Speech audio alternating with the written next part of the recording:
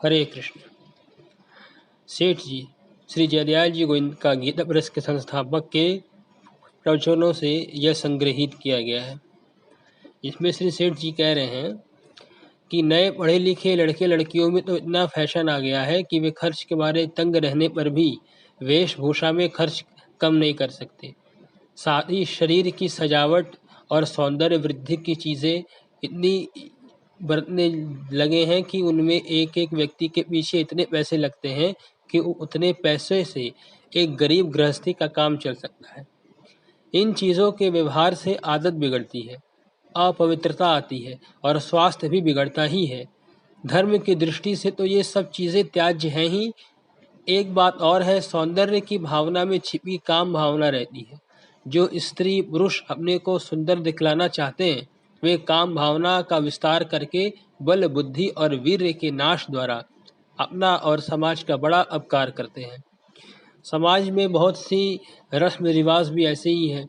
इन रस्म रिवाजों में सुधार चाहने वाली सभाओं के द्वारा जहाँ एक और बुरी प्रथा मिटती है, तो उनकी जगह दो नई और प्रथा घुस आती है। जब तक हमारा मन नहीं सुधर जाता, तब तक सभाओं के प्रस्तावों से कुछ भी नहीं हो सकता है। दहेज की प्रथा बड़ी भयंकर है, इस बात को सभी मानते हैं। धारा सभाओं में इस प्रथा को बंद करने के लिए बिल भी पेश होते हैं। चारों ओर से पुकार भी काफ़ी होती है, परंतु यह प्रथा ज्यों की त्यों नहीं और भी बढ़े हुए रूप में वर्तमान में है। इसका जरा भी रुका नहीं है इसका विस्तार। साधारण स्थिति के गृहस्थ के लिए तो एक कन्या का विवाह करना मृत्यु की पीड़ा भोगने के बराबर सा है आजकल। और आजकल मोल तोल भी होते हैं। दहेज का इकरार तो पहले हो चुकता है, तब कहीं संबंध होता है, और पूरा दहेज न मिलने पर संबंध तोड़ दिया जाता है। दहेज के दुख से व्यथित माता पिताओं की मानसिक पीड़ा को देखकर बहुत सी सहृदया कुमारियों ने आत्महत्या करके समाज के इस बूचड़खाने पर अपनी बलियां चढ़ा दी है। इतना होने पर भी यह पाप अभी बढ़ता ही जा रहा है। सुना था दहेज के डर से राजपूतों में कन्याओं को जीते जी भी मार दिया जाता है। अब भी बहुत से समाजों में जो कन्या का तिरस्कार होता है, उसके जीवन का मूल्य नहीं समझा जाता। बीमार होने पर उनका उचित इलाज नहीं कराया जाता। यहाँ तक कि कन्या का जन्म होते ही कई माता पिता तो रोने लगते हैं। दहेज की पीड़ा ही इसका एक प्रधान कारण है। इस समय ऐसे धर्मभीरू साहसी सज्जनों की आवश्यकता है जो लोभ छोड़कर अपने लड़कों के विवाह में दहेज लेने से इनकार कर दे या कम से कम लेवे। लड़के वालों के स्वार्थ त्याग से ही यह पाप कुछ अंशों में रुकेगा, अन्यथा यदि यह चलता रहा तो समाज की बड़ी ही भीषण स्थिति होनी संभव है। और विवाह वगैरह में शास्त्रीय प्रसंगों को कायम रखते हुए जहाँ तक हो सके कम से कम रस्में रखनी चाहिए, और वे भी ऐसी जो सुरुचि और सदाचार उत्पन्न करने वाली हो, कम खर्च की हो और ऐसी हो जो साधारण गृहस्थों के द्वारा भी आसानी से संपन्न की जा सके। अवश्य देने के वस्त्र और अलंकार भी ऐसे हो जिनमें व्यर्थ धन व्यय न हुआ हो। 100 रुपये की चीज़ किसी भी समय 80-90 रुपये कीमत की तो दे ही सकते हैं। 10-20% से अधिक घाटा हो ऐसा गहना चढ़ाना तो जानबूझकर अभाव और दुख को निमंत्रण देना है। इसके साथ ही संख्या में भी दो चीज़ों से ज़्यादा ना हो और फैशन से बची हुई हो। विवाह आदि में वेश्याओं के नाच, फुलवाड़ी, आतिशबाजी, भड़वों स्वांग, गंदे मजाक, स्त्रियों के गंदे गाने, सिनेमा, नाटक, जुआ, शराब आदि तो सर्वथा बंद होने ही चाहिए। यहाँ तक हो गांजा, भांग, सिगरेट, तंबाकू, बीड़ी आदि मादक वस्तुओं की तथा ऐसे ही बर्फ की मेहमानदारी भी नहीं होनी चाहिए।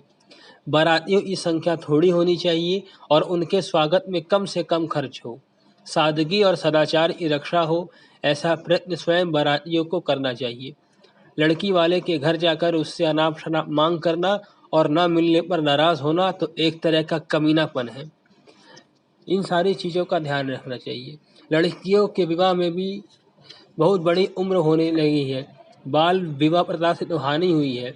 बाल विवाह करके किसी भी लड़कियों की आगे की शिक्षा को प्रभावित कर देना, यह बिल्कुल ही गलत बात है। और रही बात भोजन करने के बारे में, तो बंधु भोज की प्राचीन प्रथा है। यह वास्तव में कोई दूषित प्रथा नहीं है, परंतु निर्दोष प्रथा भी जब देश काल और पात्र के अनुकूल नहीं होती तो वह दूषित हो जाती है। जिस समय खाद्य पदार्थ बहुत सस्ते थे और गृहस्थ के लिए दूसरे खर्चे कम थे, उस समय की बात दूसरी थी। अब तो बहुधा यह देखा जाता है कि इस भोज प्रथा की रक्षा के लिए ब्राह्मण भोजन और बंधु भोजन में साधारण मध्यवित्त गृहस्थों के स्त्री धन और घर मकान तक जगह जमीन तक बिक जाते हैं। परिणाम यह होता है कि पूरे परिवार में सभी लोगों के जीवन दुखपूर्ण हो जाते हैं।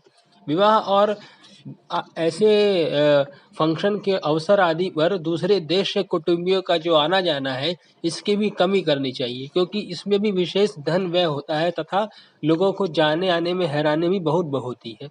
बड़े शहरों में बड़े आदमियों के यहाँ विवाहों में आजकल बिजली का खर्च, मेहमानदारी का खर्च और ऊपरी आडंबर का खर्च इतना बढ़ गया है कि गरीब गृहस्थों के यहाँ उतने खर्च कई विवाह हो सकते हैं। मान सम्मान, कीर्ति और पोजीशन बाजी का मिथ्या मोह, मूलता और हठ धर्मी ही इन सारे रस्म रिवाजों के चलते रहने में प्रधान कारण है।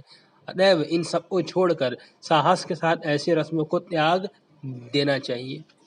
और अंत में सेठ जी के प्रवचन में जो मैं ये विशेष रूप से डालना चाह रहा था, उसे कह रहा हूँ, ये भी सेठ जी के प्रवचन से ही है। इसमें सेठ जी कह रहे हैं कि अनुचित हंसी मजाक और गंदे गीतों का त्याग आवश्यक है। बहुत से स्थानों में स्त्रियां अपने देवर के साथ हंसी मजाक किया करती हैं और उनके नाम ले लेकर बुरे गीत गाया करती हैं। यह कार्य शास्त्र विरुद्ध है। अश्लील गीत तो स्त्रियों को कभी किसी अवसर पे गाने ही नहीं चाहिए, और देवर का नाम लेकर गंदे गीत गाना तो महान पाप है, क्योंकि देवर पुत्र के समान है और देवर के लिए भौजाई माता के समान है, वंदनीय भी है। अतएव स्त्रियों को यह निश्चय रूप से मान लेना चाहिए कि पिता, भाई, पुत्र, ससुर, जेठ आदि तथा सभ्य समाज के सामने अथवा अकेले में भी कभी भद्दे और अश्लील गीत गाने से लोक में निंदा और परलोक में नरक की प्राप्ति ही होती और कुछ नहीं। भद्दे और अश्लील गीतों से अपनी जबान गंदी होती है, मन में बुरी वासनाएं प्रबल होती हैं, सुनने वालों पर बुरा असर होता है, उस घर के बच्चों पर बुरा असर होता है जो सारी विवाह में शामिल होने यहाँ आए हैं। उसके बाद से वातावरण में तो बुराई फैलती ही है। ऐसे गीतों को सुनकर कोई भी सज्जन ऐसा ना होगा जो प्रसन्न हो या उनको अच्छा बतावे। इसीलिए गंदे और अश्लील गीत न तो स्वयं कभी गावे तथा न जहाँ गंदे गीत गाए जाते हो वहाँ जाए ही। यदि किसी कारणवश ऐसी जगह जाना हो जाए तो वहाँ गंदे गीत गाने वाली स्त्रियों को विनय के साथ यदि संभव हो तो उन्हें रोक दे। रोकने पर भी वे ना माने तो अवसर देखकर वहां से शांतिपूर्वक चले जाना चाहिए। गंदे और अश्लील गीत न तो स्वयं कभी गावे, न सुने और न लड़कियों को ही सिखावे, क्योंकि बचपन में यदि लड़कियों की गंदे और अश्लील गीत गाने की आदत पड़ जाएगी तो जीवन भर के लिए उनमें खराबी आ सकती है। गंदे और अश्लील गीत गाना एक अनिष्टकारी दुर्व्यसन है और यह दुर्व्यसनी स्त्री पुरुषों के द्वारा चलाया गया है। स्त्रियों के लिए यह बहुत ही लज्जास्पद और हानिकारक है। इसमें लाभ तो कुछ है ही नहीं, यह शास्त्र विरुद्ध है और देश तथा जाति के लिए महान अनिष्टकारक है। बहुत काल की पुरानी प्रथा बताकर कोई इसका समर्थन करना चाहे तो वह भी उचित नहीं है, क्योंकि पुरानी होने पर भी यदि कोई प्रथा शास्त्र विरुद्ध और अनिष्टकारी हो तो उसका त्याग ही कर्तव्य है और हितकर है। शास्त्र विरुद्ध, समाज विरुद्ध बुरी प्रथा का त्याग और शास्त्रानुकूल हितकारी समाज के अनुकूल प्रथा का ग्रहण करने को सदा तैयार रहना चाहिए। धन्यवाद। आप सबको ये वीडियो कैसा लगा कृपया कमेंट बॉक्स में बताएं। ज्ञानशिला को सब्सक्राइब करें, वीडियो को लाइक करें और स्वजनों के साथ शेयर करें। धन्यवाद।